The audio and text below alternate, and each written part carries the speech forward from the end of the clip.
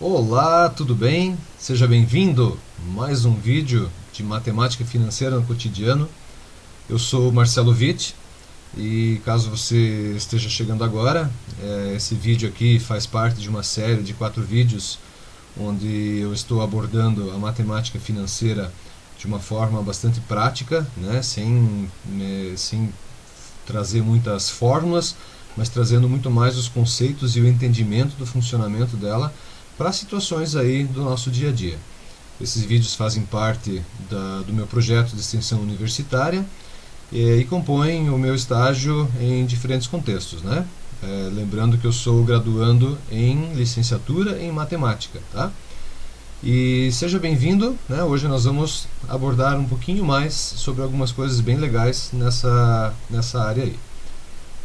Lembrando que esse estágio aqui ele é feito em parceria, né, com apoio da Uninter, né? Eu sou graduando da Uninter, em parceria com o Polo aqui de São Bento do Sul, certo? Então vamos adiante, vamos só relembrar o que nós já trabalhamos aqui, né? Nós trabalhamos no primeiro dia os conceitos iniciais, a porcentagem, taxas de juros e a questão de capitalização simples e composta, ou seja, os juros simples e os juros compostos.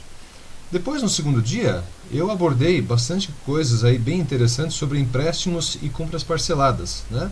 Algumas análises de como a gente encontra as informações, mas principalmente voltado a analisar e entender bem certinho como funciona a questão dos juros dentro de uma compra parcelada, tá? E também o sistema de amortização, ou seja, como funciona na prática essa questão de eu pagar a minha dívida de forma parcelada, né?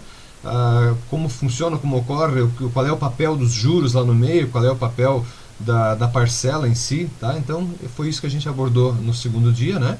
E já fiz ali no finalzinho do segundo dia também um breve início do uso da calculadora HP financeira, né?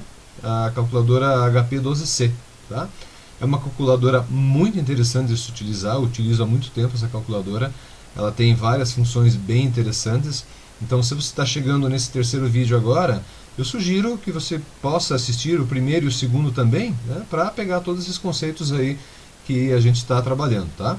E se você está interessado realmente diretamente no uso da HP, né, também pode continuar aqui com a gente, tá?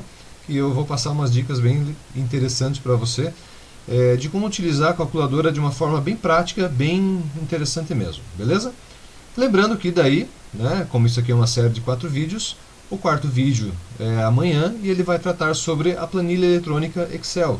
Ou seja, tudo que a gente está aprendendo aqui na parte de matemática financeira, eu estou passando também como utilizar então na calculadora HP12C e vou passar também então como fazer isso na planilha eletrônica do Excel, tá?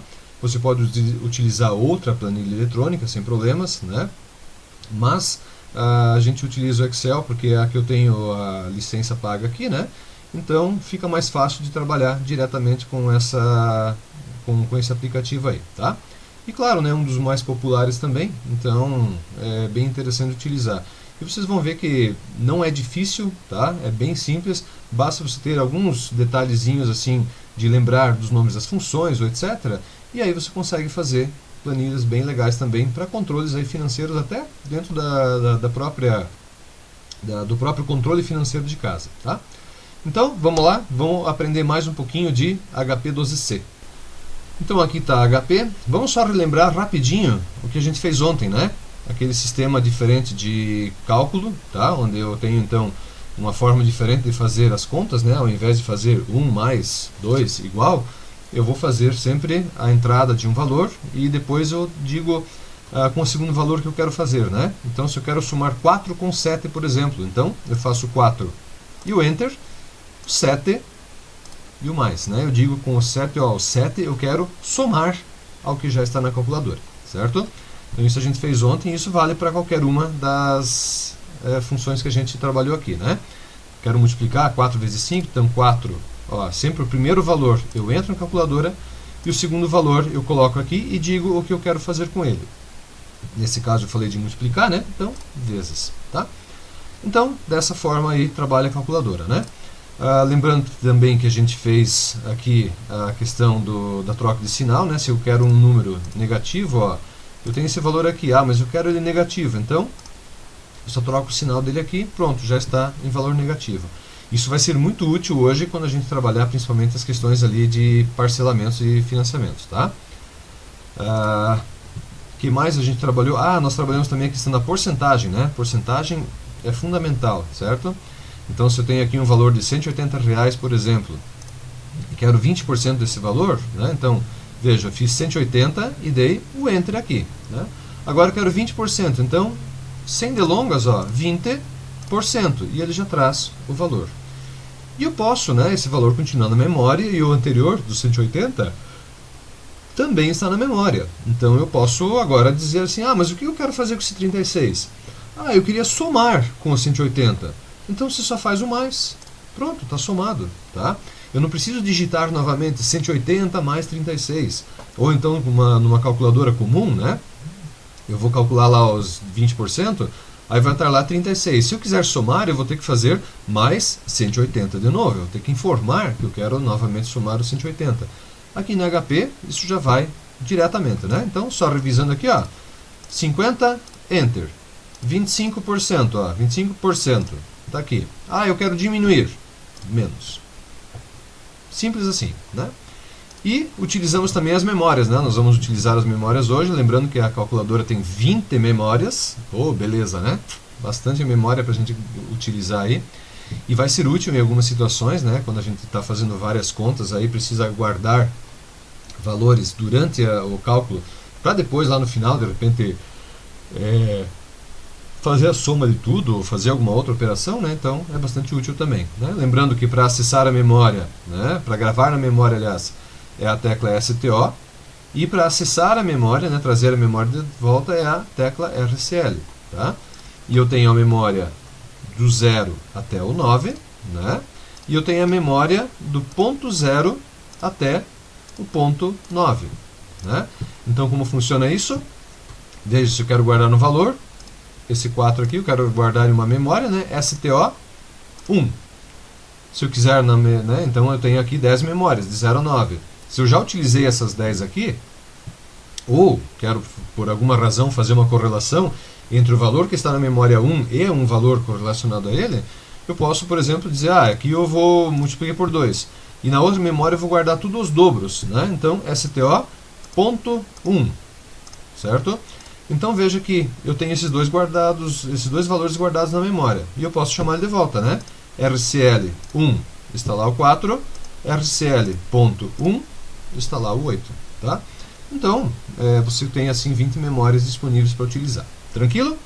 Então isso aqui foi rapidamente uma revisão do que a gente fez ontem, né?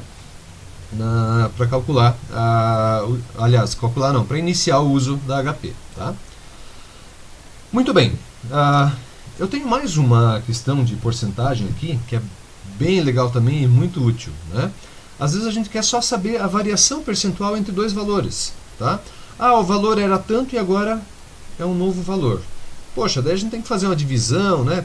Por exemplo, aí, vamos supor, o preço antigo era 400 e o preço novo é 450, tá? Eu quero saber quantos por cento variou. Então veja, de 400 para 450, eu tive uma variação de R$50, né? Eu posso fazer essa conta de várias formas. Eu posso pegar o 450, dar o Enter aqui e dividir pelo 400, né?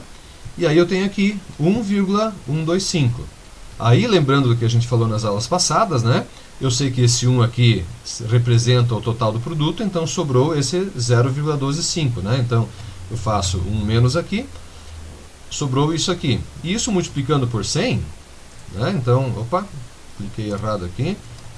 Então eu tenho esse valor aqui. Então, pegando 100 e multiplicando na calculadora aqui, eu tenho 12,50.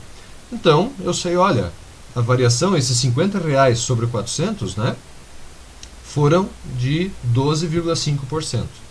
É uma das formas de fazer. Eu posso fazer também direto, né? Bom, se for de 450, né, o preço novo e 400 era antes, eu sei que a diferença é 50. Nesse caso é um número fácil, mas se for um 837,48, né?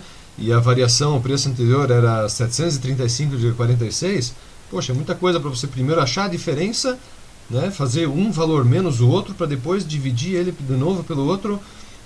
É um pouco trabalhoso, né? Mas tudo bem, dá certo também, tá? Então, o 50, né, entra, e o 400 divide, tá o mesmo 0,125 ali, tá?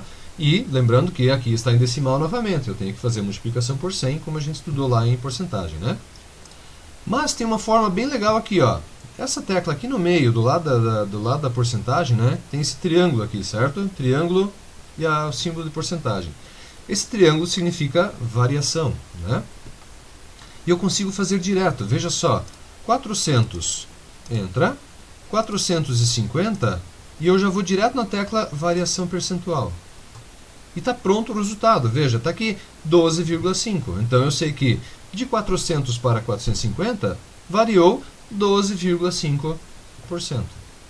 E eu posso fazer também o inverso, né? Vamos supor que esse valor baixou.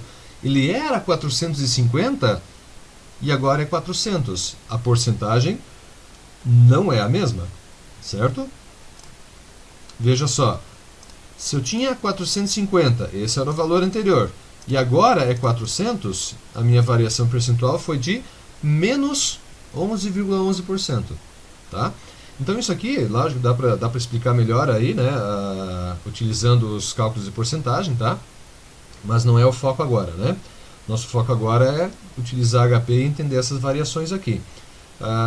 Se você tiver dúvidas, você sabe que você pode, né, colocar o comentário ali embaixo, fazer uma pergunta que a gente vai responder para ti, tá? O que mais que a gente pode dizer aqui? O que eu preciso lembrar, né? É sempre do valor inicial para o valor final, tá? Então, bom, o valor começou em 400 e terminou em 450, então eu coloco nessa ordem, né? E aí eu vou saber o quê? Quanto ele variou? Ele variou 12,5%, então é uma variação positiva, então é um aumento. Aqui eu fiz o contrário, ele começou em 400 e eu disse que ele terminou em 450, ou seja, alguém deu desconto, né? E eu quero saber quantos por cento foi esse desconto. Opa, então eu entrei os valores aqui e agora deu aqui, ó, menos 11,11. Mas o desconto foi menos 11? Não, a variação foi de menos 11, ou seja, teve uma variação negativa, né? O valor baixou, tá? Mas a gente fala que o desconto foi de 11,11. Né? Então ele deu um desconto de 11,11%, tá? Mas a variação foi sim negativa, porque ele começou num valor de 450, terminou no valor de 400. Então se terminou num valor menor, a variação foi negativa. Tá bom? Muito bem, essa é a variação percentual. Vamos adiante.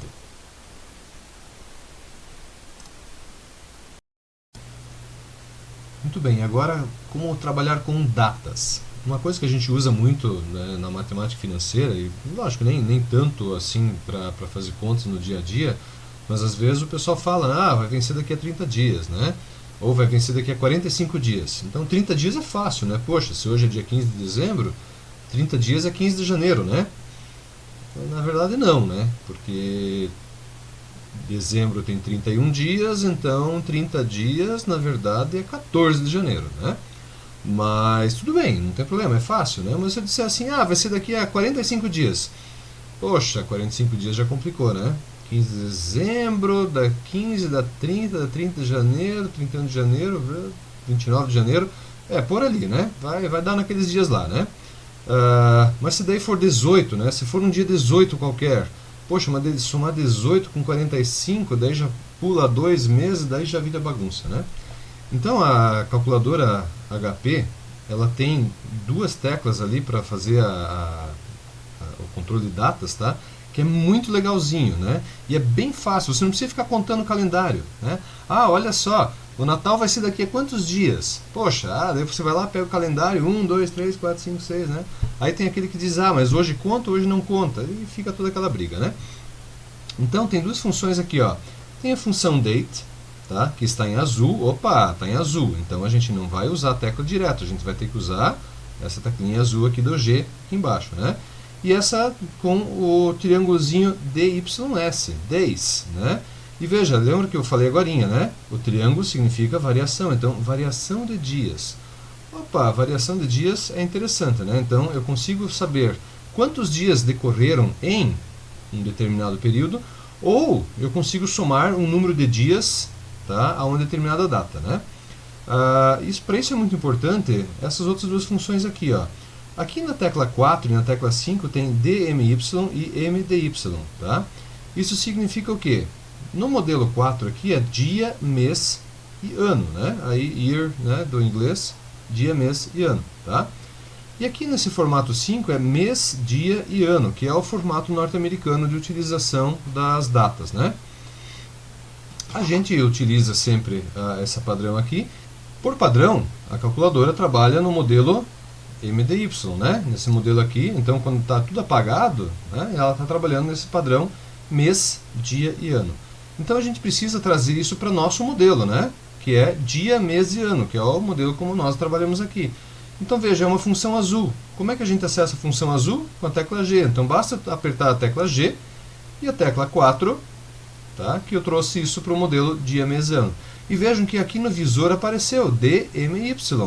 Tá? Então, enquanto está aparecendo DMY aqui, quer dizer que eu estou no modelo de data nosso aqui, né? Brasileiro aí, dia, mês, ano. Tá? Se isso não estiver aparecendo, você está no formato norte-americano, né? E aí a tua conta talvez não dê certo, tá? E fora isso, né, é bem simples colocar uma data aqui. Por exemplo, então hoje, né, 15 de dezembro de 2021. Então 15,12 de 2021. Opa, deu problema aqui, vamos de novo. 15,12 de 2021. E dá um Enter. Tá? Então veja, né, parece um número decimal, mas está aqui, ó, você vai colocar o ponto, que é justamente nesse formato que mostra aqui, ó, veja, D ponto MY, então dia, ponto, mês, ano, tá? E o mês sempre com duas casas, né? Então se for mês 1, você não vai colocar apenas um aqui, é 01, certo? Então 15.12 de 2021, essa é a data de hoje, né? Daí eu quero saber assim, daqui a 75 dias, que dia vai ser? Poxa, 75 dias. Já pensou pegar o calendário e contar 75 dias? 1, 2, 3, 4... Daí quando você está chegando lá no final, você tem que virar a folhinha, porque já muda o mês, muda o ano, etc. E daí você já se perde e já tem que começar tudo de novo, né? Então aqui você só faz assim, ó. 75. Agora nós vamos usar a função date, que vai informar uma data nova, né?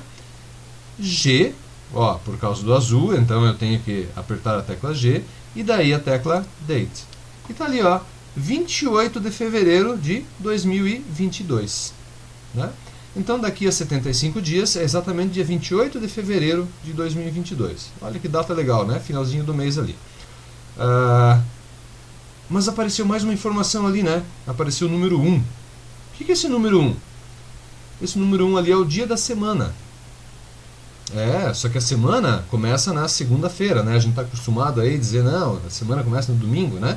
Na verdade, a semana começa na segunda-feira, tá? Então, 1 é segunda-feira, dia 28 de fevereiro do ano que vem, vai ser uma segunda-feira. Tá? E assim você pode fazer com qualquer outra data, né? Inclusive, você pode descobrir o dia dia da semana, de uma data qualquer, através dessa função também, tá? Tem um jeito bem simples, bem fácil, né? Você pode fazer como isso aqui. Veja só, você pode informar uma data qualquer e somar 0 dias, tá? Se eu somar 0 dias, o que eu estou fazendo? Eu estou pegando uma data determinada e somando 0, e ele vai transformar essa data no formato de data que eu pedi ali e trazer o dia da semana. Por exemplo, data de nascimento, né? Você pode colocar a tua data de nascimento e dizer, poxa, que dia de semana que eu nasci? Você coloca a tua data de nascimento e vai aparecer ali o dia da semana que você nasceu, né? Outra coisa que você pode fazer, né, por exemplo, pegar uma data aleatória qualquer, né? Eu posso dizer assim, poxa, que dia que foi dia 1º de janeiro do ano 2000, né? Vamos pegar aí, ó, quando é que começou aí a era dos anos 2000? Que dia que foi isso? Foi uma segunda, foi uma terça, foi uma quarta, etc, né? Então o que a gente vai colocar aqui, ó?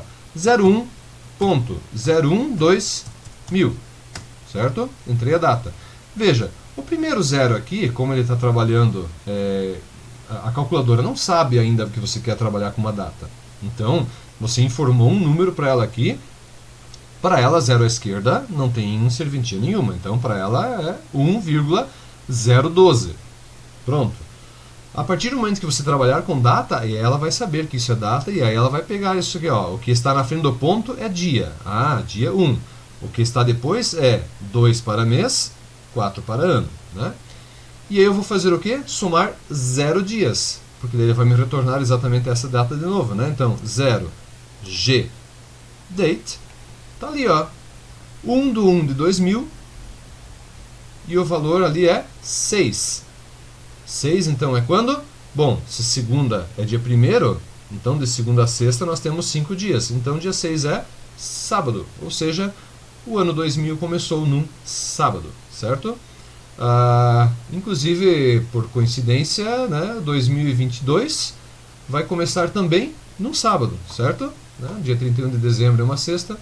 Então, aí, ó, 22 anos depois, o ano vai começar exatamente num sábado também novamente, tá?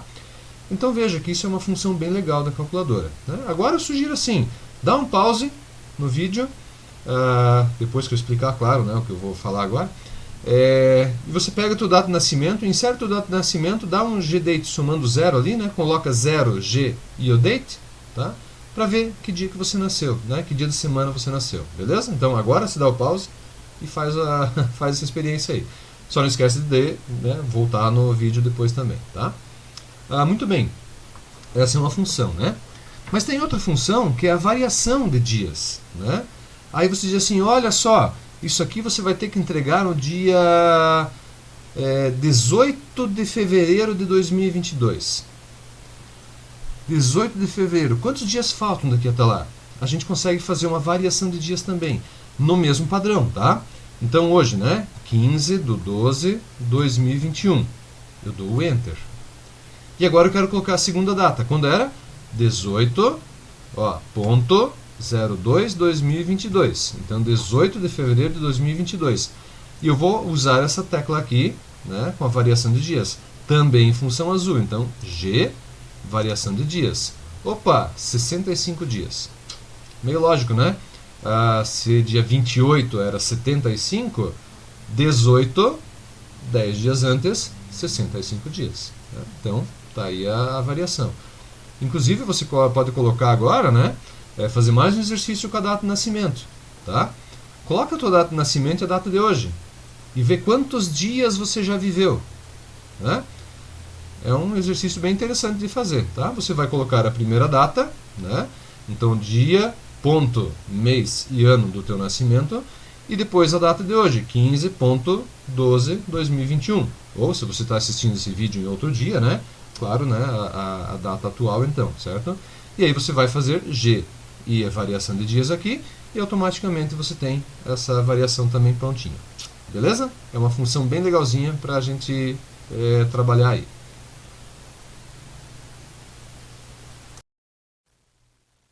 Muito bem, e antes de a gente entrar nas funções financeiras especificamente, tem mais duas funçõezinhas aqui que eu quero passar para vocês, que é potenciação e radiciação. Deve ser dizer, meu chapéu, potenciação não, radiciação então, tirar a raiz, Deus me livre, né?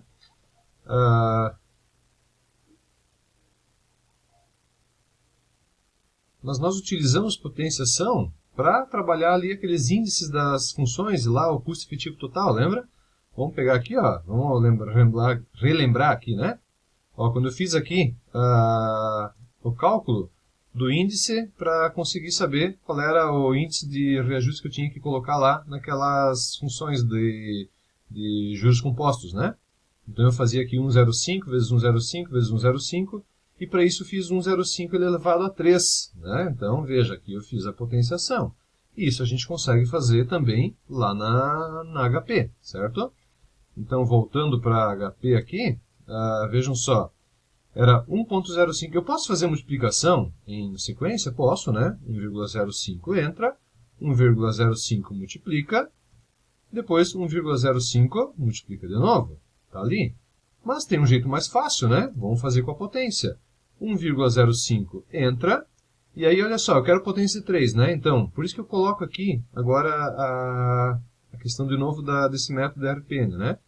3. O que eu quero fazer com ele? Ah, eu quero fazer potência, olha só. A potência está aqui nessa tecla y elevado a x. Então, o y eu já entrei, e o x é sempre o último dado que está aqui na calculadora, tá? Então, eu só vou apertar aqui, e está ali o valor calculado também, né? Depois a gente tinha feito, mas e o custo anual, né? Lembra quando a gente teve aquele anúncio lá, que era 4,29% ao mês. E eu queria saber o custo efetivo total anual, né? Que era dos 65,54. Então a gente fez a potência aqui, ó, potência de 12. 1,0429 elevado a 12. Então vamos lá no HP. 1,0429, entra.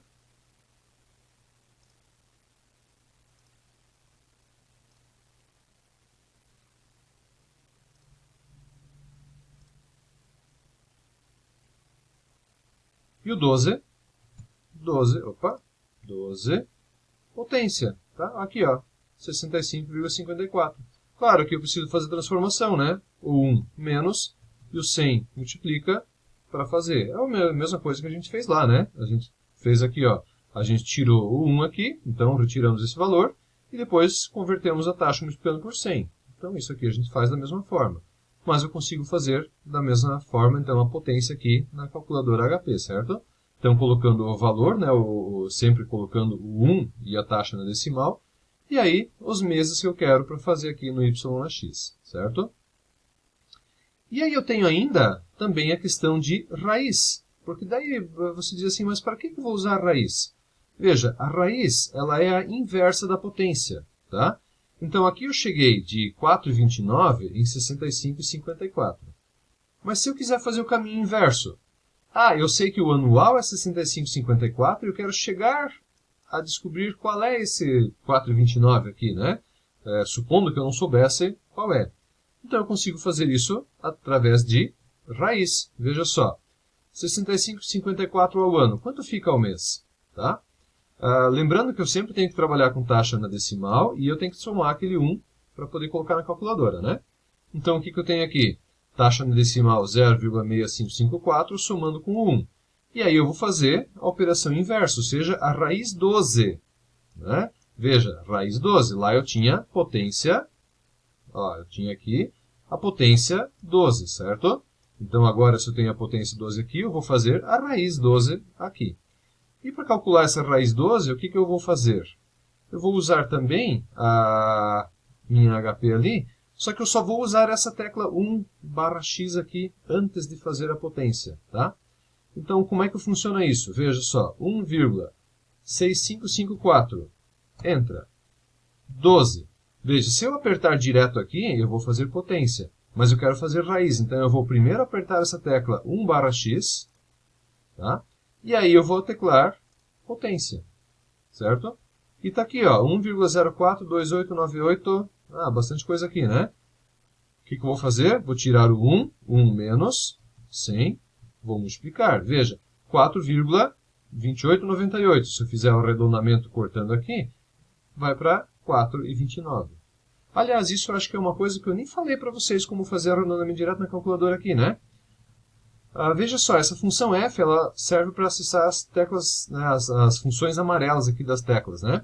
Mas veja que na numeração não tem amarelo, tá? Mas eu consigo usar também, justamente para fazer o quê? Limitar as casas decimais e automaticamente fazer arredondamento. Eu tenho aqui 4,2898. Estou na dúvida, como é que faz o arredondamento disso? Né?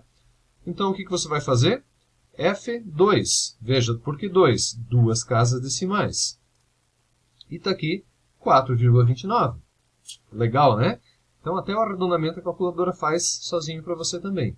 Lembrando que se você for fazer uma conta com um número arredondado, tá? Ele vai continuar usando todas as casas decimais da calculadora. Né? Ele não vai deixar de usar as decimais por causa disso. Né? Ele arredonda só para mostrar. Tanto que se eu voltar aqui F4, veja, 4,2898, né? Já aumentou ali. Se eu colocar F9, eu estou informando que eu quero usar todas as decimais, tá? E estão todas as decimais de volta. Então ele não perde as decimais. Diferente do que a gente fez lá no Excel aquele dia, né? Quando a gente digitou o valor, tá? Então eu digitei lá o valor arredondado e aí deu aquele 1 centavo de diferença lá, né? Aqui ele não perde as decimais. Aliás, o Excel também não vai perder, né? Se você fizer com fórmulas, tá? Então, se você jogar fórmulas lá, automaticamente ele vai estar considerando sempre todas as decimais e não vai dar diferença de centavo nenhum, né? Agora, se você digita o valor arredondado, você automaticamente despreza as decimais, tá? E aí, claro que não tem como fazer, garantir que não dê diferença nenhuma, né? Então, essa é uma funçãozinha bem legal também, né? A função da raiz, lembrando então, né? Você coloca o número na decimal, dá o Enter, coloca o valor que você quer fazer a raiz, vai aqui no 1/x e aí faz a potência dessa inversa, né? Então veja que aqui o 1/x já é a inversão do x, certo? Então eu estou pegando esse valor 12 e invertendo ele. E aí eu faço a potência desse valor invertido. E aí automaticamente eu já estou fazendo a raiz quadrada, tá? Aliás, a raiz quadrada não. Estou fazendo a raiz do índice indicado, né? Nesse caso, raiz 12, tá? Raiz quadrada você pode usar direto aqui na função azul aqui dessa tecla, né? y(x) aqui embaixo já tem a raiz quadrada, tá? Certinho? Então, mais uma funçãozinha legal, né? Que você pode utilizar para fazer transformação de taxa e coisa assim, que é bastante útil, né? A gente falou bastante em transformação de taxas e porcentagem, né? Porque é um tópico bastante importante nessa questão da matemática financeira, tá? E aí você consegue fazer essas questões aqui, né? E o F é alguma coisa aqui, né, fazendo as decimais, tá? F5, 5 decimais, F7, 7 decimais. Eu, particularmente, sugiro que você sempre use todas, né? Porque dependendo da situação, tem contas onde a gente vai chegar em resultados assim, ó, onde está aqui 0,004 alguma coisa. Se você deixar sempre com duas decimais, ele nem está trazendo para duas. Por quê? Porque ele ia trazer zero. E você ia fazer a conta e você ia dizer assim, mas como assim? Eu fiz a conta aqui e ele deu a resposta zero. Como assim zero? Não pode ser zero, né? E não é zero, tá? Zero, né? E o que seria zero? Se eu estivesse tirando aqui essa casa decimal também, por arredondamento seria zero. Mas então a calculadora já é um pouquinho mais esperta e diz, não, não é zero não, cara. Né? Tá aqui, ó. É 0,00 alguma coisa. Tá? Então, fique esperto aí, né? Então, eu sugiro particularmente que você use sempre F9, todas as decimais. Se você quer, aí num determinado momento, né? Ah, mas eu tenho aqui um valor e eu quero isso daqui arredondado, daí você faz o F2. Daí você faz o F1, se for o caso, né? Ó, para uma casa decimal, coisa assim, tá? Mas, já em seguida, volta para 9, para você garantir que você está com todas as casas decimais ali. Belezinha? Dica aí para ficar mais fácil fazer as contas e você não se perder no meio de uma situação dessas. Beleza? Muito bem, então agora vamos partir para as teclas financeiras. Opa, essa é a parte bem legal também, que usa essas 5 teclas aqui em cima, ó. NI, PV, PMT e FV. Né?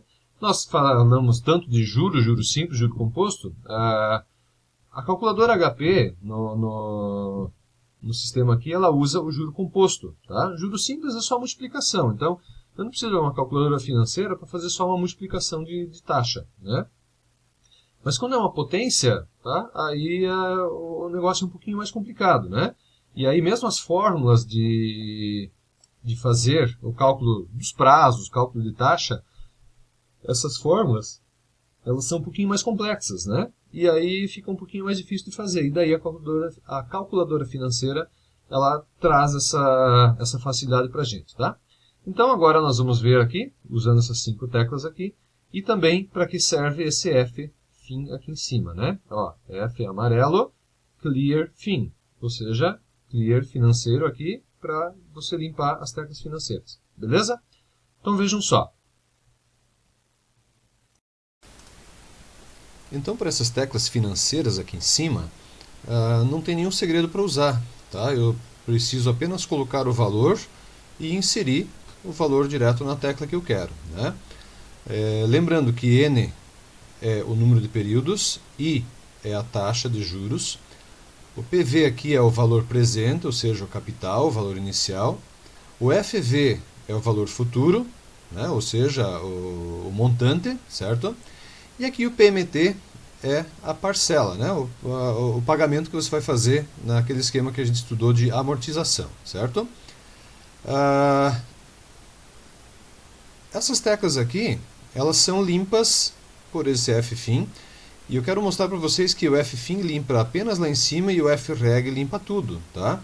Então veja só, eu tenho aqui, vocês sabem que se eu der um recall 1, eu estou chamando o valor da memória 1, né? Recall 2, eu estou chamando o valor da memória 2.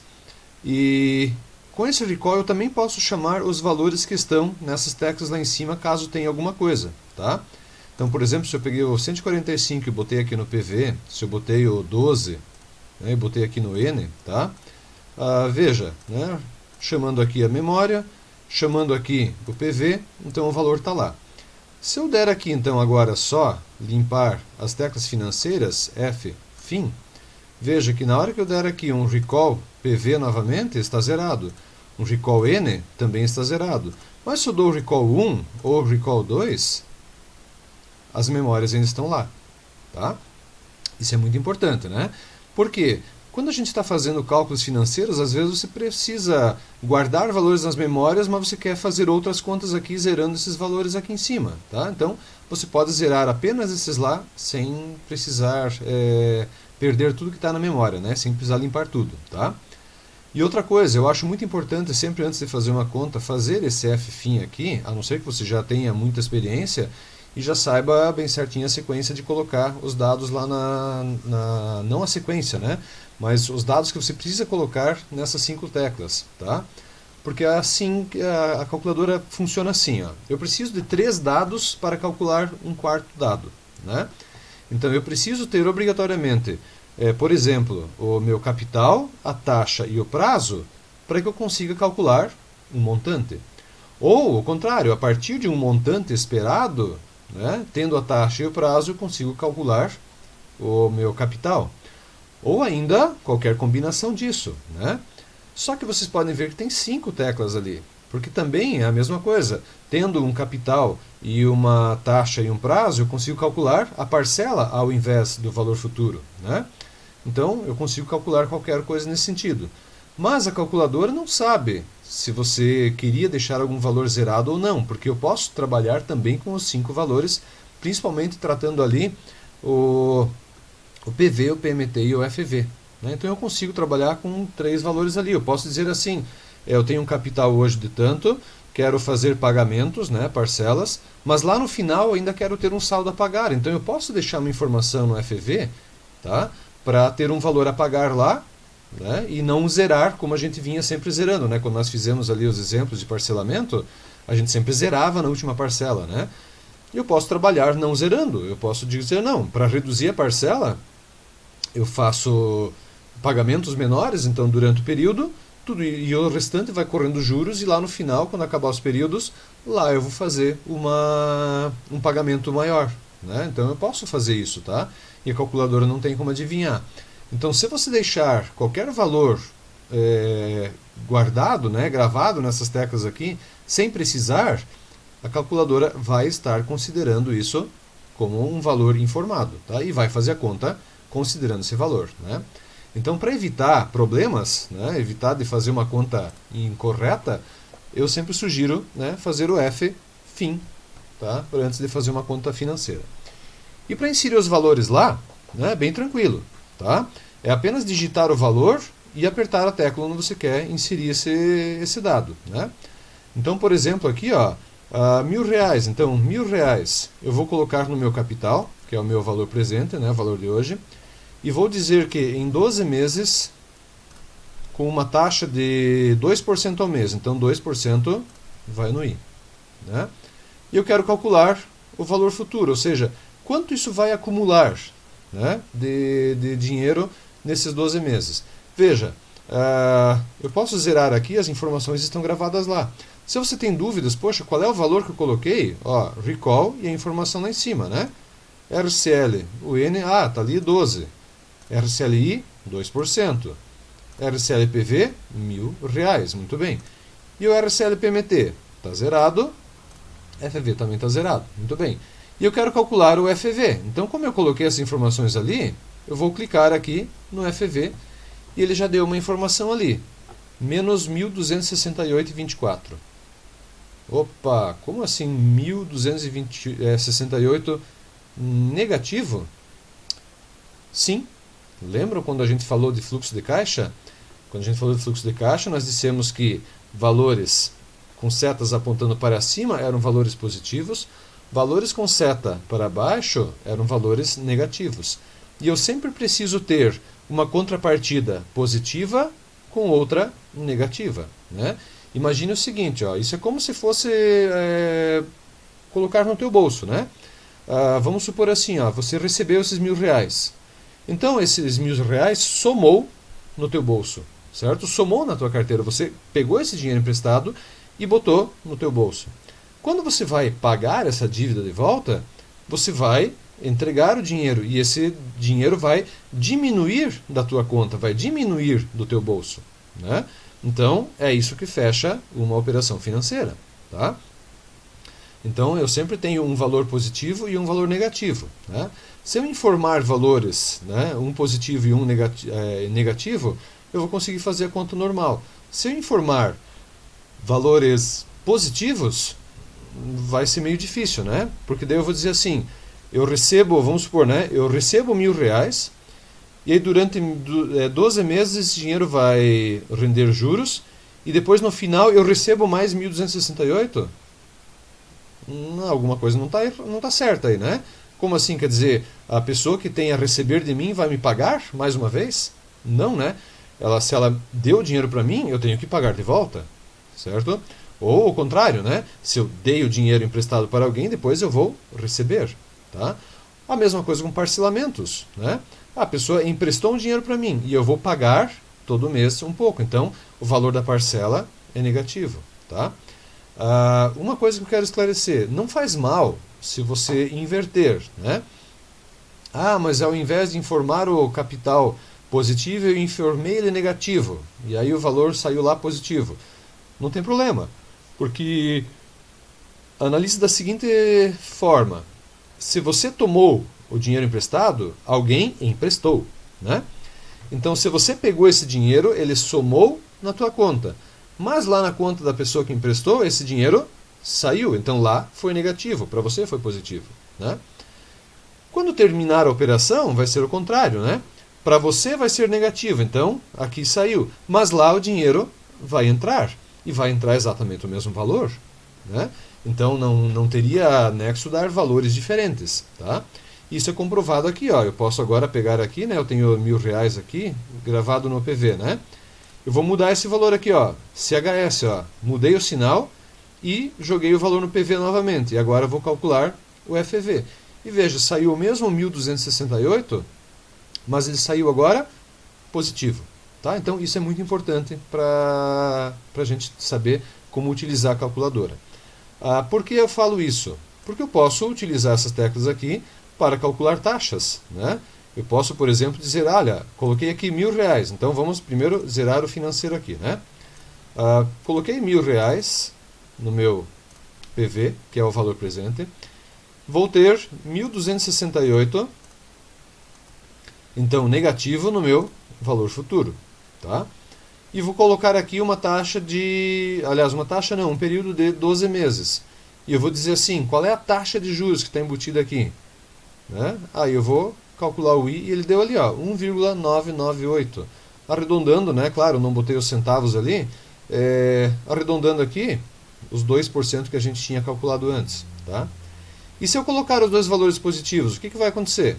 Né? Se eu por acaso pegasse esse valor aqui e colocasse ele positivo aqui no FV também. Então veja, PV está positivo, FV está positivo. O que vai dar no I? Erro. Né?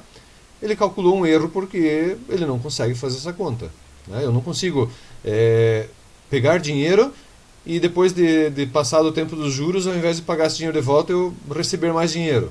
Não funciona assim, né? Eu preciso devolver aquele empréstimo, tá?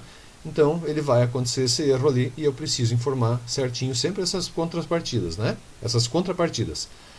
Um valor positivo, o outro negativo.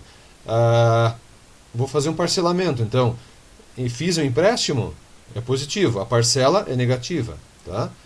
E sempre nesse sentido. Então isso precisa ser muito bem lembrado, né? Porque geralmente se você deu o erro 5 ali e você está usando teclas financeiras, provavelmente você esqueceu de colocar um desses valores negativos, né?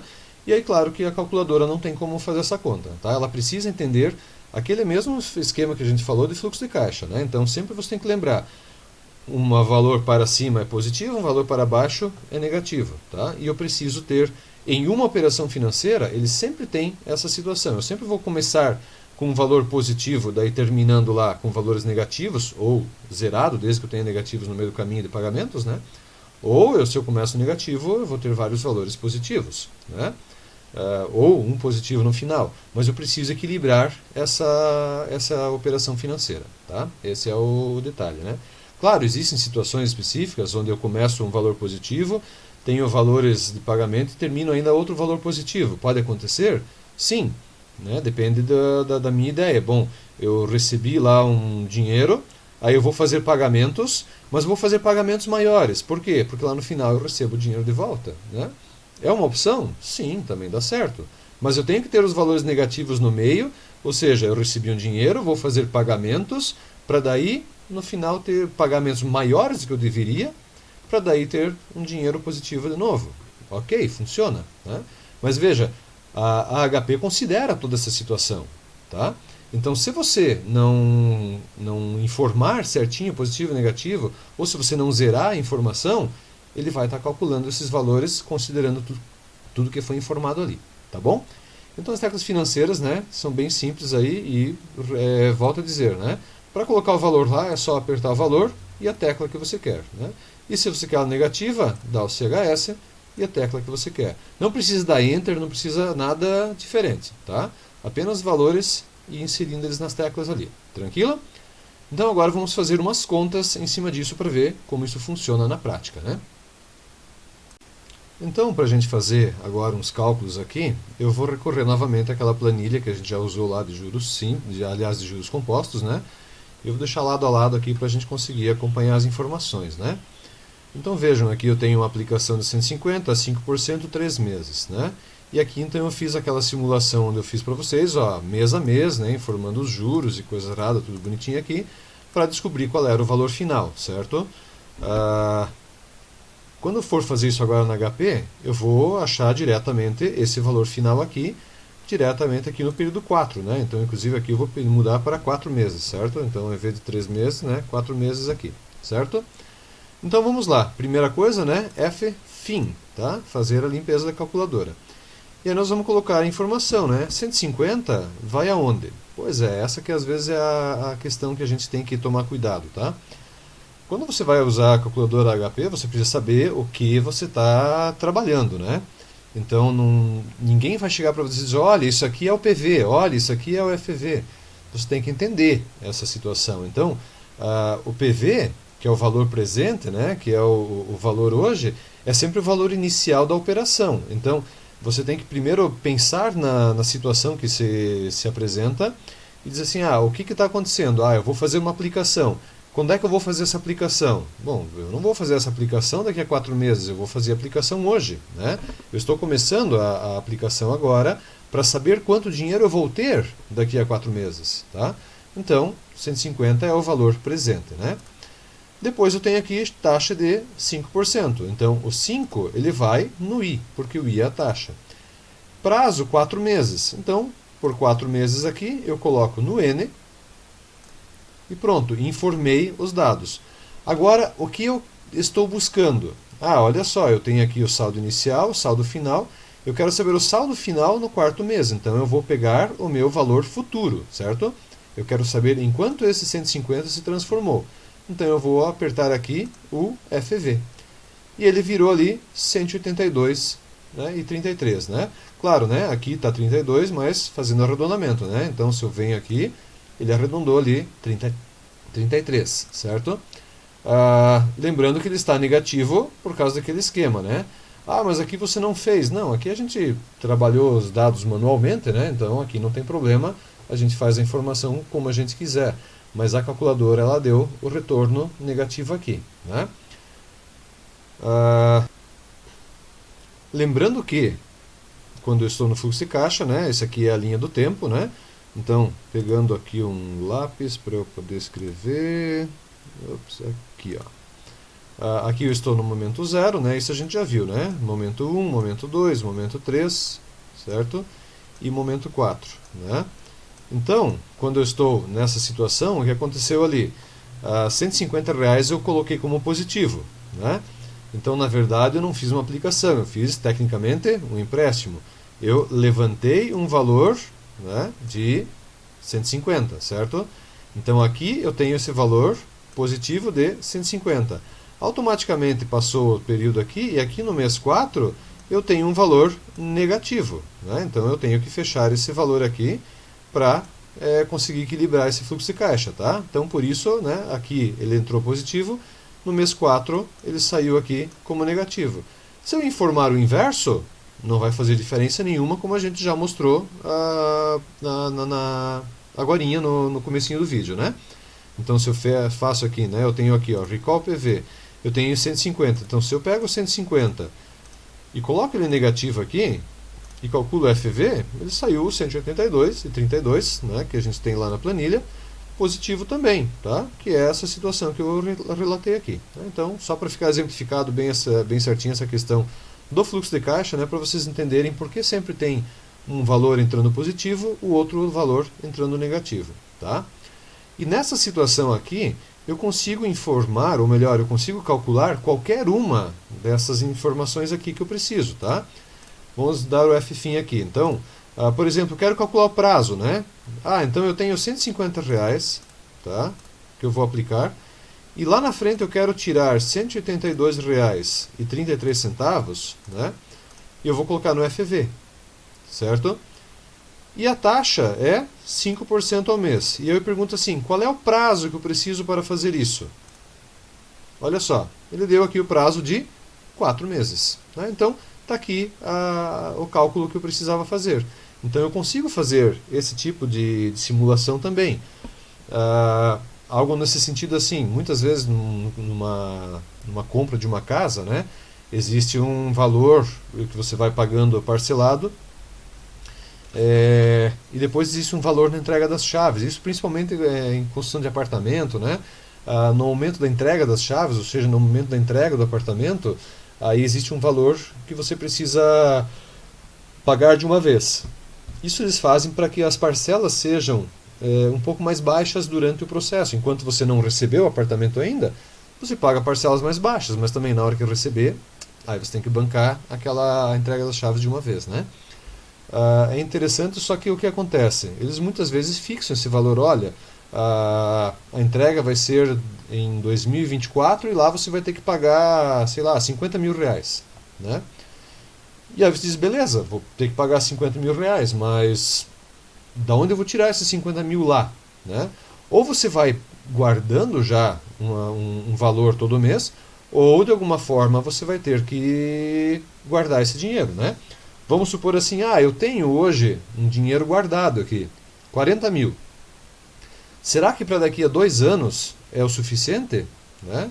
Ou melhor, 3 anos, né? Nós estamos em 2021, ele vai entregar final de 2024, então 3 anos, 36 meses.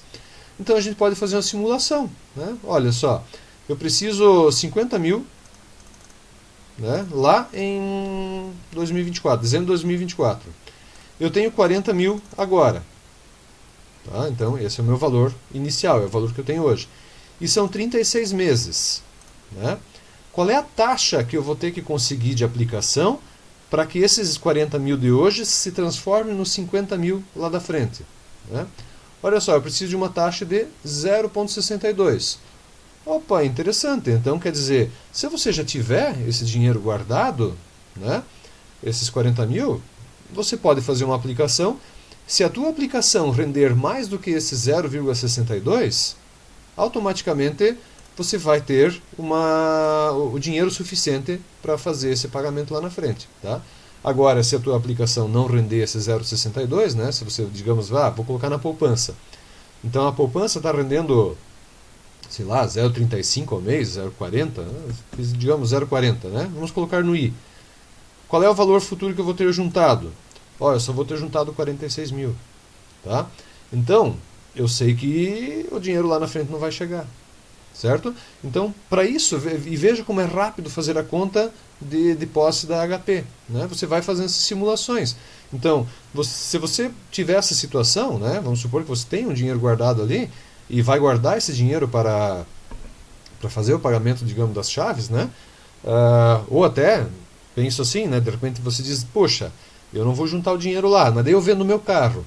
Só que hoje, de repente, você tem um carro que valha os 40 mil, mas esse carro não vai valer 50 daqui a 3 anos. Esse carro vai valer menos, né? Ele vai perder valor, a não ser, né, que a gente tenha um movimento parecido com esse da pandemia aí, do coronavírus, né?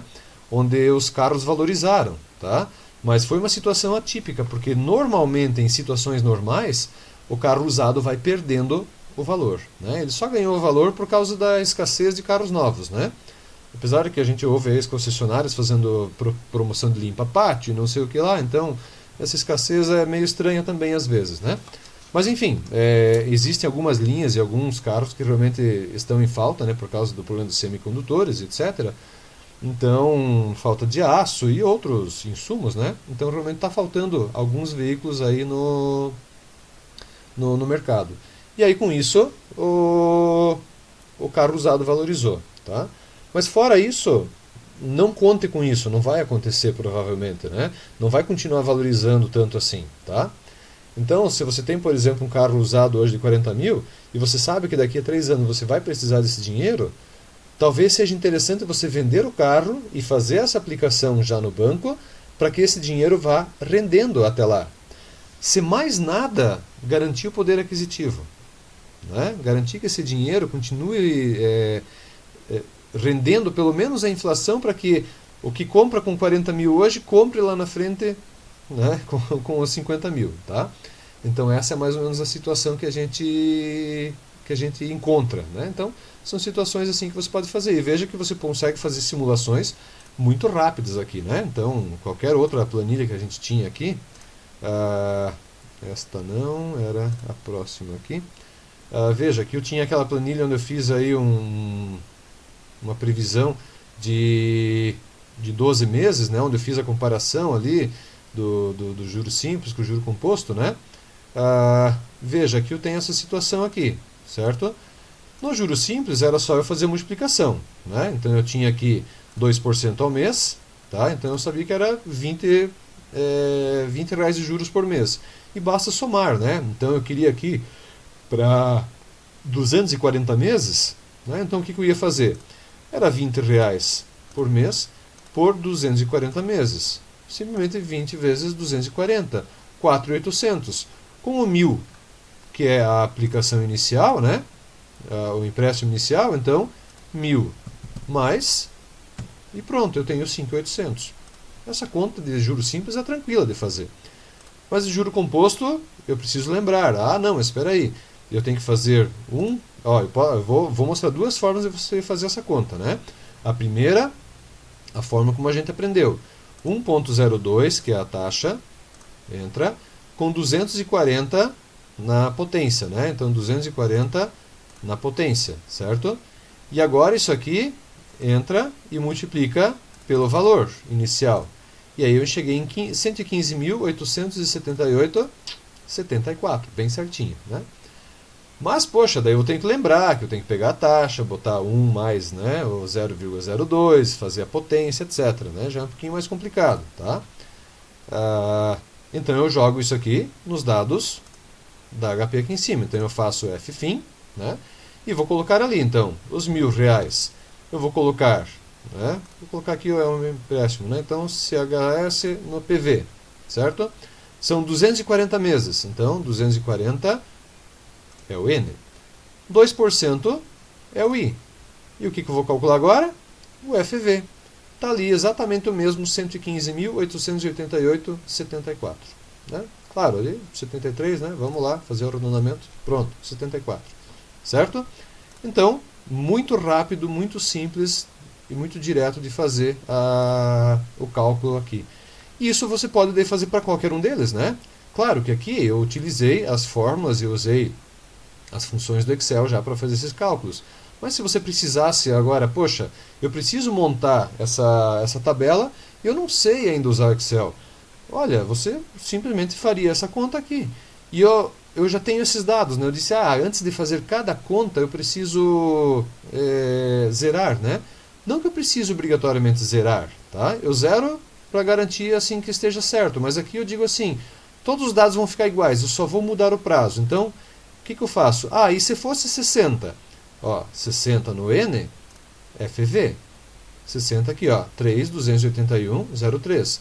E se fosse 120?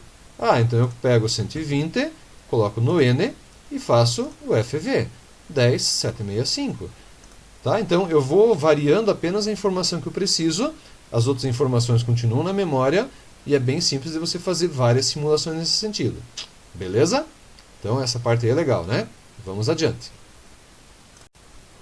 Então vocês podem ver como é prático, né, utilizar a calculadora para fazer várias simulações. Aí você vai colocando os valores e vai simulando, né, e fica bem tranquilo para trabalhar com eles.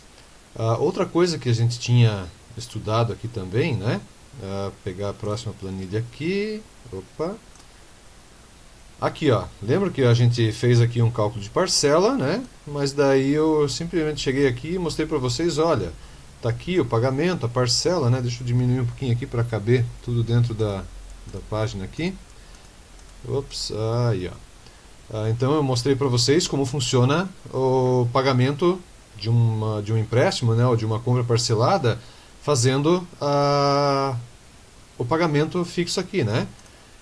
E eu disse, mas como é que calcula essa parcela? Isso eu ia ensinar para vocês, então eu vou ensinar agora, tá? É a mesma situação que a gente tem aqui das teclas financeiras, né? A gente faz o FFIM para garantir que esteja limpa a calculadora. E a gente vai agora colocar as informações lá. Então eu vou pegar o 150. Bom, o 150 é o meu PV, então é o meu valor atual aqui, né? Eu tenho a taxa de juros, que é 5 e vai no I. E eu tenho o prazo de 3 meses, que vai no N. E agora é calcular a parcela. O que é a parcela? É o PMT. Veja, agora eu não quero o valor futuro aqui é zero, né? Então, o que eu quero com o meu valor futuro? Eu quero zerar essa operação. Eu quero fazer a compra e vou pagar todo mês para chegar lá no final e não estar devendo nada, né? Então, eu não preciso colocar essa informação. Se eu quiser, eu posso colocar o zero no FV aqui, também não vai fazer mal nenhum. Mas, uma vez que você fez o FFIM, já está zerado, tá?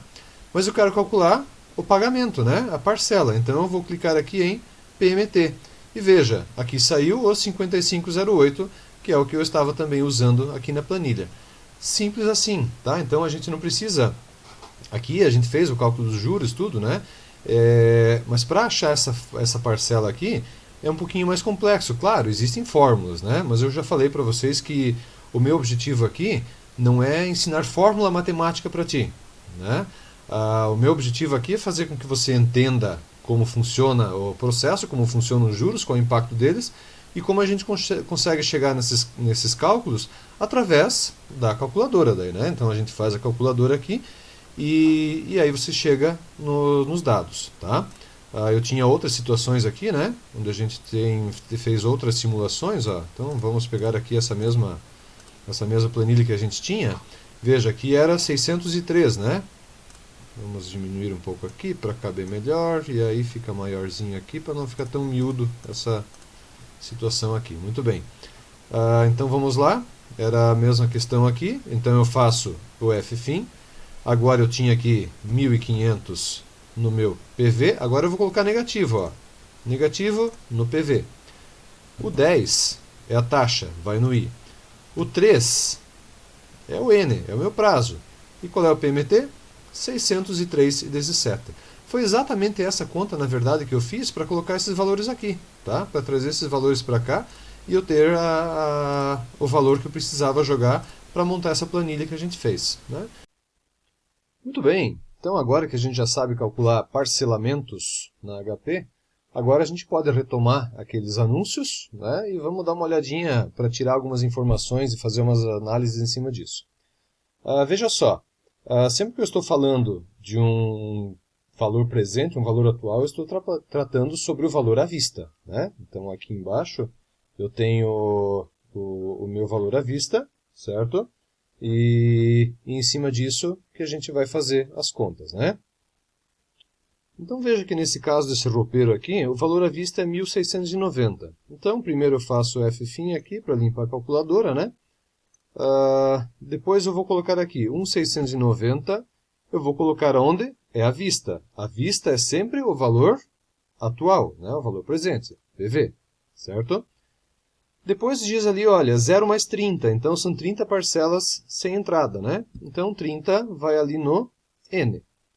E eu tenho a parcela aqui, 114, então 114 é o valor que eu vou fazer o pagamento. Veja, eu coloquei o valor à vista positivo, então o pagamento tem que colocar negativo, tá? Então CHS para colocar no PMT. E aí eu vou calcular a taxa, né? Veja que no folheto diz aqui a taxa 4,29% ao mês, né? Epa! 5,32? Como assim, Marcelo? De onde saiu esse 5,32 ali se no folheto diz 4,29? Pois é, era isso que eu queria chamar a atenção, né? Não vou dizer que está errado a informação que eles colocaram ali da taxa de juros, tá? Tudo depende muito sempre do que você entende, do que você considera como sendo componente da taxa de juros. Lembra que lá no primeiro vídeo, bem no início, eu falei sobre a taxa de juros e disse que ela é composta pelo risco, pelas despesas, né, pela inflação e pelo ganho que o lojista tem, ou que a financeira tem, sobre a operação financeira em si, né? Então, alguma coisa disso eles estão desconsiderando, tá? E muitas vezes é até as próprias taxas, né? Então, o que acontece? Eles fazem o financiamento aqui, olha só, esse guarda-roupa aqui, né? Ele é financiado ali em 4,29% ao mês, certo? Ok, mas existe um negócio chamado de tarifa de abertura de crédito, tá? Que algumas empresas cobram, né? Empresas financeiras, enfim, que cobram essa tarifa à parte. Então, quando você vai financiar o 1.690, na verdade você não financia 1.690, você financia um pouco mais, que é 1.690 mais as tarifas que eles cobram para abertura de crédito, para análise de crédito, para concessão de crédito, né? Então são coisas nesse sentido que às vezes fazem diferença, tá? Então por isso, né, esse é um dos motivos que me leva a crer que a gente precisa estudar um pouco mais a matemática financeira para entender esse tipo de coisa, para perceber, poxa, né? Às vezes, e eu já encontrei outros folhetos que tinha o valor real, né? O valor real que eu digo assim, a taxa de juros completa, com tudo incluso, tá? Então, a gente tem que tomar cuidado quando a gente vai comparar, olha só, essa loja aqui tem a taxa de juros mais baixa, essa lá tem a taxa de juros mais alta. Mas será que as duas informaram a taxa completa, real, de toda a operação? Né? Ainda tem a questão dos impostos, né? Toda operação de parcelamento, toda operação de financiamento, enfim, dentro das despesas está embutido um IOF, que é o Imposto sobre Operações Financeiras, né? A grande maioria dessas operações financeiras tem esse imposto, tá? E isso também muitas vezes é cobrado à parte. Então, não é que a empresa esteja dizendo, não, estamos enganando com o 4,29 ali. Não, não é essa a situação. Só que eles não incluem tudo, né, que seria o custo. Então, eles informam, a taxa de juros que a gente cobra é essa. O restante é cobrança do banco, né? Emissão do boleto, é o banco que cobra. IOF, é o governo que cobra. Então, eles se eximem dessa parte e dizem, olha, a nossa parte é 4,29% ao mês. O resto, né, é por conta de financeira, de governo, etc. Ok, não posso dizer que está errado essa informação, né? Mas a gente precisa saber o quê? Quanto realmente o dinheiro custa para a gente. Porque daí eu digo assim, para mim não interessa se nessa taxa de juros, se isso aqui é inflação, se isso aqui é o teu lucro, se isso aqui é o governo, se isso aqui é imposto, para mim pouco importa, né? Para mim importa que, para eu comprar um negócio que custa 1.690 e pagar 114 por mês, O custo do dinheiro no total é 5,32% ao mês. Tá? É o custo do dinheiro. Lembra que eu falei lá no início, na primeira aula, né? Podem até rever o vídeo lá. O aluguel é o custo do capital. Então, isso para mim é o custo do capital, 5,32% ao mês. Agora, que nome isso tem lá dentro? Isso é juro, imposto, etc.? Aí, digamos assim, tecnicamente, pouco importa, né? Muito bem, então vamos voltar aqui e pegar um próximo. Olha só, esse aqui também estava num outro folheto, né? E também aparecia ali e não diz a taxa. Eu disse, poxa, mas é legal, né? Crédito aqui, ó, R$1.000, 15 vezes, só R$78. Pô, dá para fazer em até 84 meses. Caramba, 84 vezes é 7 anos, né? R$1.000 emprestado em 7 anos, 23 por mês, tá? Qual será que a taxa de juros está embutida nisso aqui? Porque essa informação não estava nesse folheto. Até tinha umas informações, assim, umas 4 ou 5 páginas, eram daqueles encarte, né, cheio de páginas lá. Umas 4 ou 5 páginas para frente, lá estava essa informação. Mas, poxa, até você achar e coisas assim, acho que vai mais rápido calcular sozinho, né? Então vamos fazer a conta, né? Simplesmente agora que a gente sabe fazer na HP, é muito fácil, né? Ffim, e o que eu coloco?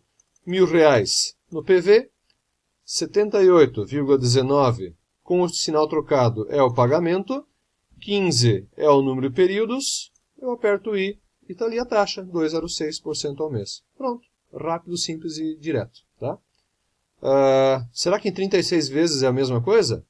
Eu posso testar, né? Eu pego o 38,74, troco o sinal e boto no PMT, e no 36 eu boto no N, calculo o novo I. Opa! Taxa mais baixa. Olha só que interessante. Para período maior, a taxa é mais baixa. Normalmente, considerando que dentro da taxa de juros o risco da inadimplência é um dos custos, né? Normalmente, então, quanto maior o prazo, maior o risco de alguém lá no futuro não conseguir pagar, né? E aí a taxa está menor, 1,92. Interessante, né? Será que ali no 48 vezes também é menorzinho ainda? 48 vai no N, 31,91, troca sinal no PMT, calcula o I. 1,80, olha só, um pouquinho mais baixo ainda. Então, nessa base aqui está quase, claro, né? Você sempre vai pagar bastante juros, mas é quase de dizer assim, poxa, vale mais a pena eu fazer o empréstimo em 48 vezes do que em 15. Não por pagar menos, mas por estar pagando menos juros, né? Claro que isso não acontece porque em 48 vezes aqui são 48 parcelas de juro embutido, né? Então, no juro total, tá, vai dar um valor maior.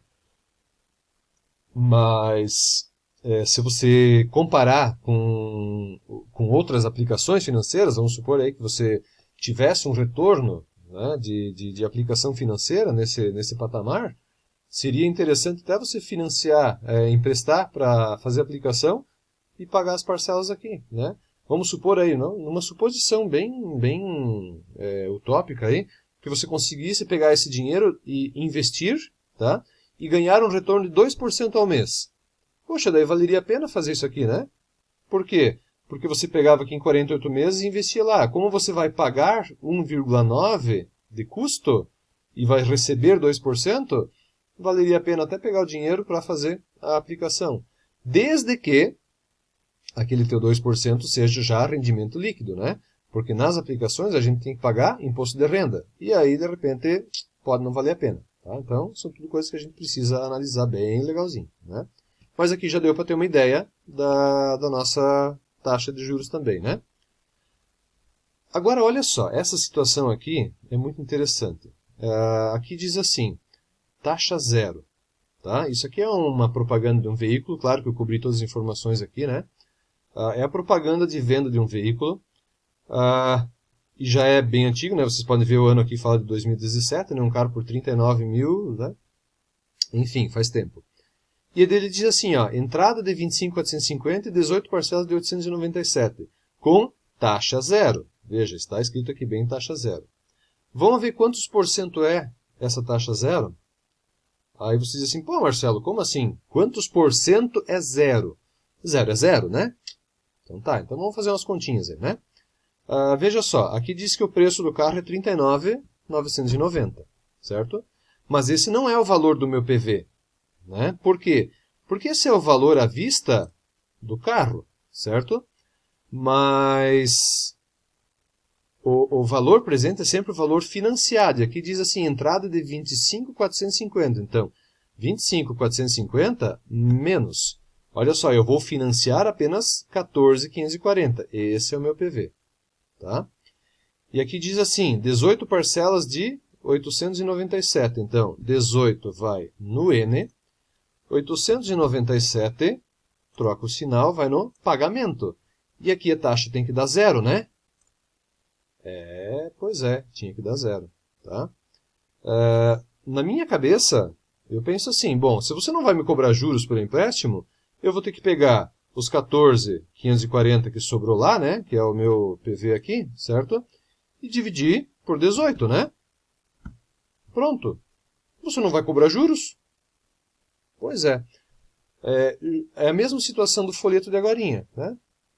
O juro talvez não está sendo cobrado mesmo, mas o imposto não tem como escapar, né? Não tem como dizer assim, não, eu não vou cobrar o imposto de você. O imposto você tem que repassar para o governo, então vai ter que pagar de qualquer forma, né?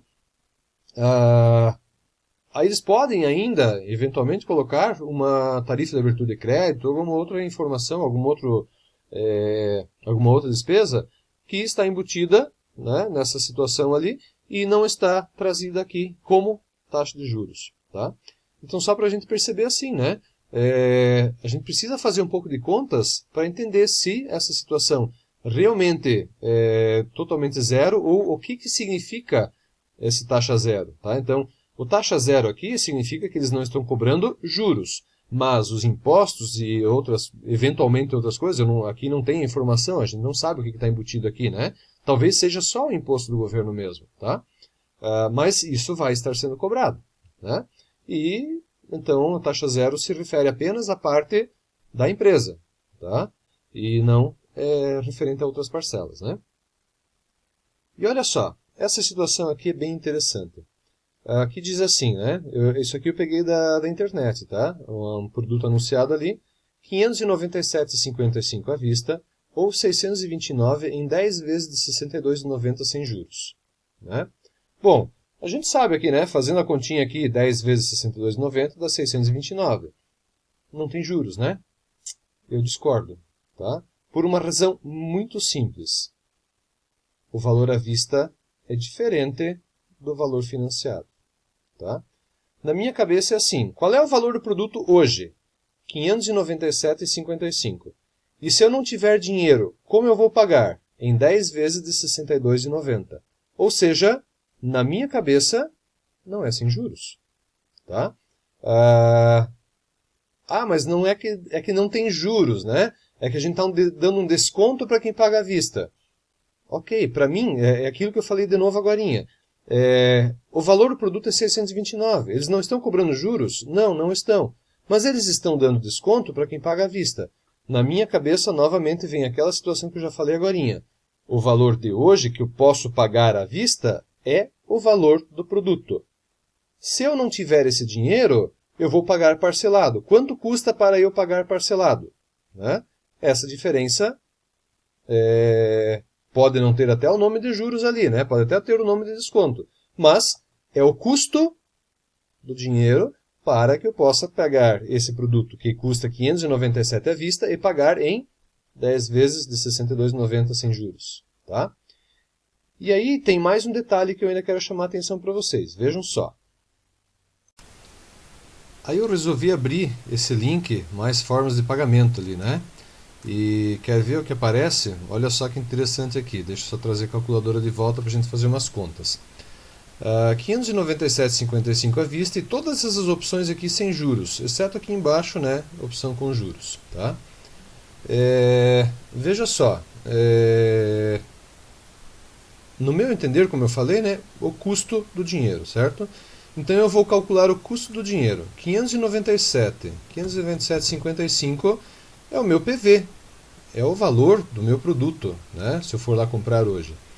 Não consegui comprar, porque eu não tenho dinheiro. Bom, se você não tem dinheiro, você vai ter que pagar nessas opções aqui, certo? Então essas opções, por exemplo, então eu vou pegar a primeira ali, né, em 2 vezes. Então 2 vai no N e eu vou pagar 314,50. Opa, 300, deixa eu voltar aqui. 314,50, né, CHS ali, PMT. Qual é o I? Olha só, quase 3,5% ao mês de custo do dinheiro, tá? Independente do nome que isso tenha, né? E se for ali então nessas 10 vezes, né? 10 vezes 62,90. Então vamos colocar o 10 no N aqui, 62,90 no PMT, certo? Calcular o I de novo. 0,94. Ué, mas então, quanto maior o prazo, menor a taxa de juros, né? Veja, se você pagar em 2 vezes de 314,50, você vai pagar 629.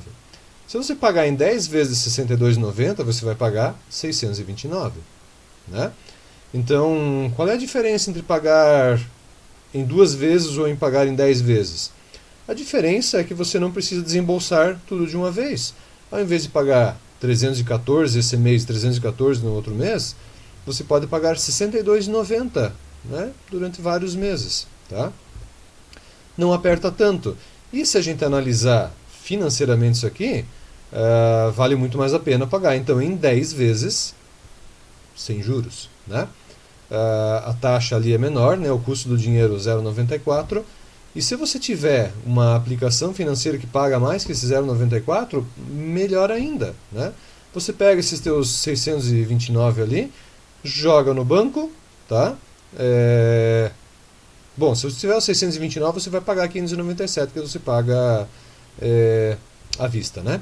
Mas se você não tiver, vamos supor que você tenha 314 lá, e no mês que vem conseguisse também, bota no banco, deixa rendendo e paga em 10 vezes sem juros. Tá? É mais interessante, por quê?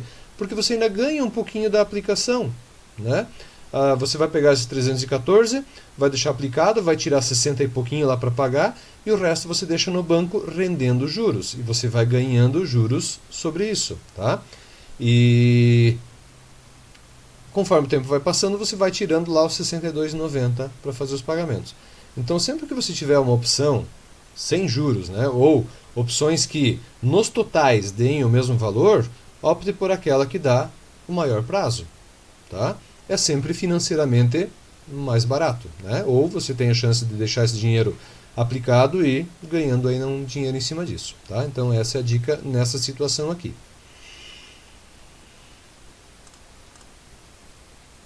E por fim, a gente já falou de consórcio, né? Eu já mostrei para vocês essas questões aqui das taxas de administração que estão embutidas, né?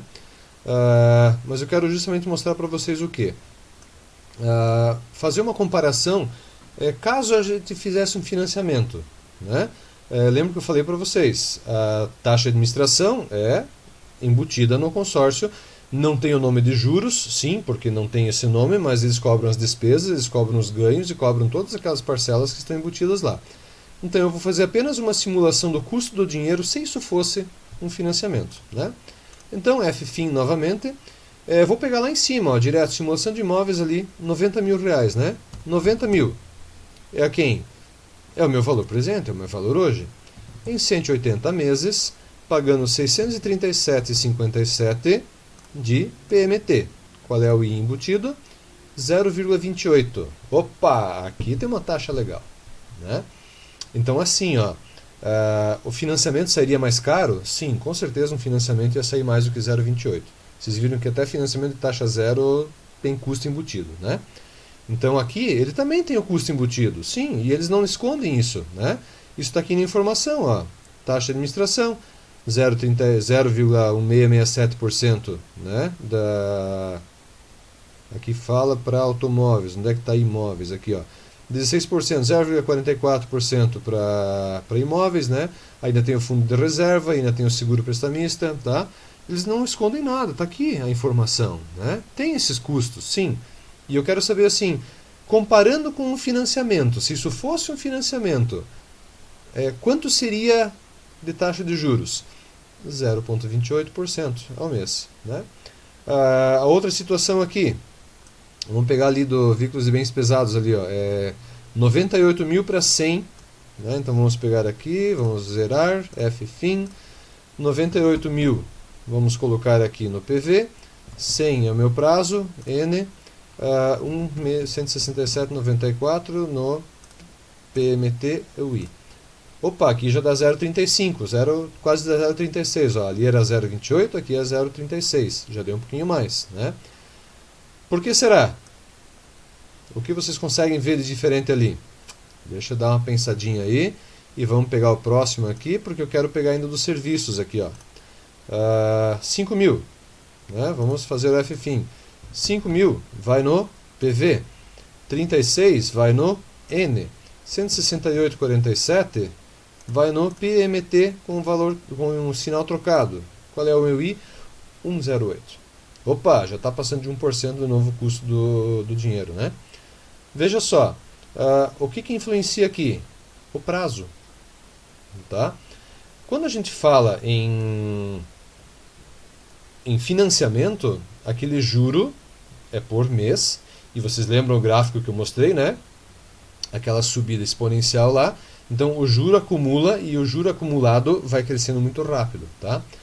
Por isso que eles falam que no consórcio não tem juros, né? E não tem mesmo, tá? Por quê? Porque a taxa de administração ela é fixa. Veja aqui, está nas letrinhas aqui, né? Imóveis, então tá aqui, ó, 14% para imóveis, certo? E veja, no prazo de 180 meses é só 0,0778 ao mês, né? Mas é 14%. E é isso. Agora, se você pegar e disser, mas eu quero fazer um consórcio de imóveis também, em 100 meses, vai continuar sendo 14%, tá? Mas ele não vai estar dividido por 180, ele vai estar dividido por 100 e vai ser um valor um pouquinho maior aqui por mês. Então, a taxa de administração é fixa, né? Então, um prazo menor acaba carregando muito mais taxa de administração do que um prazo maior, porque no prazo maior está bem diluído esse valor, tá? Então realmente não tem juros porque ele não fica acumulando, né? Eles pegam um valor percentual fixo, ó, é tantos por cento, então é 14% de taxa de administração, mais 3% de fundo de reserva, daí tem ainda um percentualzinho ali de seguro, que provavelmente vai estar embutido, e é isso, tá? Então o consórcio vale a pena fazer nesse sentido, porque ele vai sair mais barato com o financiamento, né? Se a gente fizesse um financiamento, né, pensando numa taxa normal aí hoje, né, sei lá, simulação de imóveis, vou buscar HP de volta aqui. Lembro que a gente fez aquela tabela lá com 0,89, eu acho, né? Então vamos pegar aqui, 90 mil, tá? Vamos colocar no PV. Com 0,89 no I. Com os mesmos 180 meses ali, quanto seria a parcela? Olha só, 1.004, 1.005 praticamente, contra 600 e pouco aqui. Tá? Então faz muita diferença? Faz bastante diferença. Claro que aqui eu estou na tabela Price, né? Se você fizer na tabela SAC, que a gente viu ali, seria um pouco menos. Ok, seria um pouco menos. Mas ainda assim seria muito mais caro do que o consórcio em si. Tá? Nesse ponto não tenho dúvidas. Mas não dá para dizer assim, consórcio não tem juros, então não tem custo, né? Tem custo financeiro de administração do consórcio, tá? Ele só não leva o nome de juros porque ele não tem aquela acumulação, juro sobre juro, como a gente trabalha, né? Mas o custo do dinheiro, claro que tem, né? Ninguém vai pegar e emprestar dinheiro para ti e adiantar o dinheiro para você, simplesmente porque você é uma pessoa bonita e pronto. Não, já que você é bonito, leva o dinheiro aí, se você quiser você paga. Não, né? Você vai ter que comprovar condição de pagamento, vai ter que comprovar alienar o bem, né? Deixar ele alienado e hipotecado para garantia, e uma série de coisas nesse sentido assim. Tá? Então, o consórcio tem também o seu custo, né? Com um chamado outro nome. Tá? Então vocês perceberam que eu peguei vários folhetos, né, diferentes, e a gente conseguiu fazer um monte de conta em cima do uso da HP. Tá? Então isso que é legal, né? Agora a gente olha para um folheto e diz, opa, deixa eu calcular aqui qual é a taxa de juros, né? Mas aqui ó, tem empréstimo, mas aqui não fala qual é a taxa, como tinha aquele caso, né? Aqui não fala qual é a taxa. Qual seria a taxa equivalente? Tá? Então dá para fazer essas simulações e brincar com isso e começar a entender um pouco mais, né, o que está acontecendo nessas contas à nossa volta. Um detalhe apenas, né? Mas o consórcio então vale muito mais a pena? Depende. Você precisa do imóvel? Você precisa do bem ou não? Porque daí é assim, ó, financiamento. Vai ser mais caro? Vai. Mas você vai pegar esses 90 mil ali e vai lá e comprar casa. Já. No consórcio, talvez leve 180 meses. 180 meses são 15 anos. Né? Então, talvez demore um pouco até você conseguir pegar esse imóvel também, porque o consórcio, né, ele é para mais tempo. Então, se você já tem uma casa e está pensando em comprar outra só para investimento, de repente o consórcio até é interessante porque o custo do dinheiro é mais baixo. Agora, se você diz assim, não, eu estou pagando aluguel. Bom, meu, se você está pagando aluguel de R$ 1.000 por mês aí, compra uma casa, né, e consegue comprar uma casa de 90 mil, né, nesse mesmo valor, e essa casa de 90 mil é o suficiente para ti, você faz o financiamento, tá? E para de pagar aluguel, né? Mas com toda certeza. Tá? Por quê? Porque simplesmente quando acabar o financiamento, a casa é tua. Né? Passou esse período, a casa é tua. Quando passar esse mesmo período, 15 meses, 15 anos pagando aluguel, e quando passar esses 15 meses, o que aconteceu? Você gastou exatamente o mesmo dinheiro e a casa não é tua. Né? A casa continua sendo do senhorio lá, né? Do dono do imóvel. Tá? Então, nesse ponto, né, são situações assim que a gente precisa analisar aí. Beleza? Então, paramos por aqui nesse momento.